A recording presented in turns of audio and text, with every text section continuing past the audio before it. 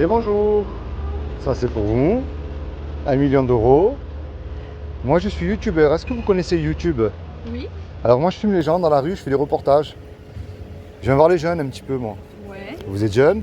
Ouais. Vous avez quel âge sans discrétion? 22 ans. Bah ça va, vous rentrez dans ma catégorie alors.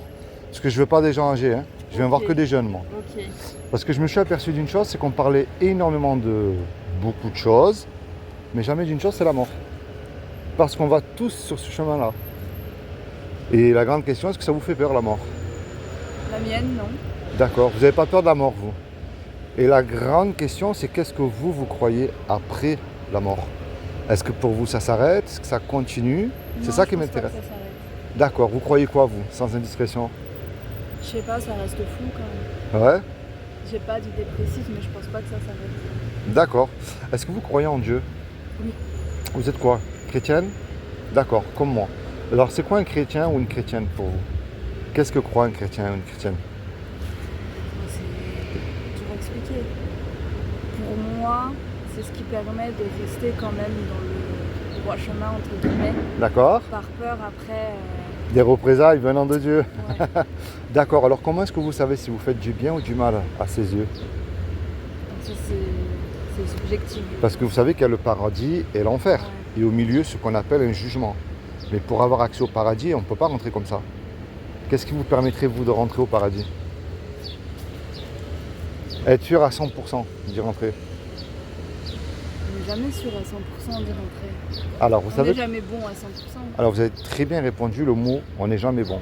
Ça, c'est vrai. Un bon chrétien, ça n'existe pas. Mais on peut le savoir sur une loi. C'est les 10 commandements. Est-ce que vous connaissez les 10 commandements? Pas par cœur, mais. Eh bien, vous allez voir, je ne vais pas aller jusqu'à 10. Je ne vous juge pas du tout, j'ai cassé les 10. S'il y en avait 11e, je l'aurais cassé aussi. Jusqu'à là en prison, donc j'ai tout cassé moi. Comme ça, je ne vous juge pas, je ne remplis aucun banc d'église. Hein. Je ne suis pas témoin de Jéhovah, ni rien de tout ça. Chrétien, pas plus. Je le vois, vous inquiétez pas, il est là. Alors, il y a un commandement qui dit « tu ne mentiras point ». Est-ce que ça vous est déjà arrivé de dire un mensonge? Oui. Comme moi. Comment on appelle quelqu'un qui ment? Un menteur. Très bien. Il y en a un qui dit « tu ne voleras point ». Est-ce que vous avez déjà piqué quelque chose? Ouais. Moi aussi. Comment on appelle quelqu'un qui fait ça? Un voleur. Il y en a un qui dit « tu honoreras toujours tes parents ». Est-ce que vous êtes sûr que vous les avez toujours honorés? À la crise de l'adolescence, Ouais, je pense non, que... C'est sûr. il est juste là derrière là, vous inquiétez pas. Il y en a un qui dit « tu mettras toujours Dieu en premier dans ton cœur ». Avant que vous donniez votre réponse, j'ai remarqué qu'on met Dieu quand tout va mal. Problème de couple, prison, maladie, problème de finances. Mais quand tout va bien, est-ce qu'on le met en premier dans notre cœur? Parce que moi, c'est ce que je crois. Hein. Si vous vivez aujourd'hui, c'est une faveur qu'il vous accorde. Mais pour vous rapprocher de lui. Est-ce que vous le mettez tout le temps premier dans votre cœur? Il est juste derrière vous. Voilà. Et un dernier, il y a un commandement qui dit tu ne commettras point d'adultère, pardon, mais vous n'êtes pas marié. Où est-ce que vous êtes? Non, mais j'en ai jamais commis. Attention, Jésus a mis une barre au-dessus. Quiconque a regardé un homme et une femme avec de la convoitise, même une image qu'il ne fallait pas, nous avons déjà... Et qui est-ce qui ne l'a pas fait une fois? Ouais. Et vous voyez pourquoi elle est belle cette loi? Elle montre que je n'ai pas le droit de vous juger parce que j'ai commis les mêmes choses que vous avez commises. Voire plus parce que j'ai de l'âge, donc j'ai du compteur au kilomètre ici. Mais elle ferme la bouche aussi à tous les religieux, vous savez, qui se croient mieux que nous aussi, qui se mettent tout le temps en avant. Mais moi maintenant, je reviens vers vous avec la loi là. Vous savez que Dieu est amour. Et je ne le néglige pas. Mais s'il est amour et qu'il est Dieu, sur la loi que je viens de vous annoncer là, on reste juste sur la loi pour l'instant. Est-ce qu'à ses yeux, vous êtes coupable ou innocente là? Selon. Il y a la balance, selon moi. Alors dites-moi, Il y a la balance. La balance du pour et du contre. Du C'est- bien contre du mal. C'est-à-dire, Même si. vous voulez dire que ce n'est pas des énormes péchés que vous avez commis? C'est ça que Par vous voulez dire? rapport au bien, peut-être que non. Alors, vous savez, dans la Bible, il y a écrit, c'est pourquoi je vous ai dit comment on appelle quelqu'un qui ment ou comment on appelle quelqu'un qui vole. Les menteurs, les voleurs, les idolâtres, les ivrognes, les adultères. C'est écrit dans la Bible, parce que moi je ne me base pas sur l'homme, sur ce que dit la Bible.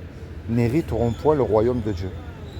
Il n'y a pas de... Par exemple, je prends le mensonge, c'est plus simple. Il n'y a pas de... Tu peux mentir pour faire du bien. Ouais. Il y a écrit, tu ne mentiras point.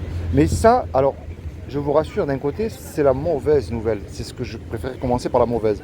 C'est comme si que vous êtes une très bonne athlète et je suis votre médecin. Vous venez me consulter une fois par mois, une simple visite médicale. Mais moi, entre-temps, je vous ai fait faire une radio. Et sur la radio, j'ai découvert quelque chose. Et en fait, c'est la même chose. C'est comme si vous vous regardez dans le miroir et vous vous rendez compte que vous êtes pécheresse aux yeux de Dieu. Et c'est le péché qui nous éloigne de Dieu et qui nous envoie en enfer. Maintenant, il y a une bonne nouvelle parce que c'est vrai que Dieu est un créateur et un créateur, il aime sa création. Un musicien, il aime sa musique. Cuisinière, elle aime ses petits plats. Est-ce que vous savez ce que Dieu a fait pour vous puisque vous êtes chrétienne il y a 2000 ans pour vous éviter d'aller en enfer? Vous ne savez pas?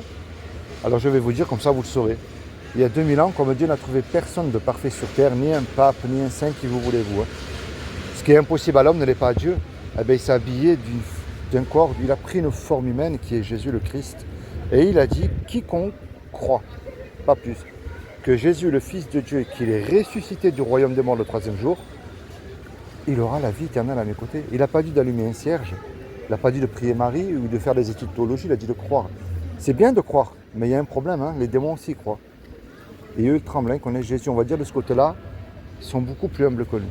Alors moi, le but de ma démarche envers vous, je ne remplis aucun banc d'église, je vous donne une clé, vous en faites ce que vous voulez ensuite. Ça s'appelle la repentance.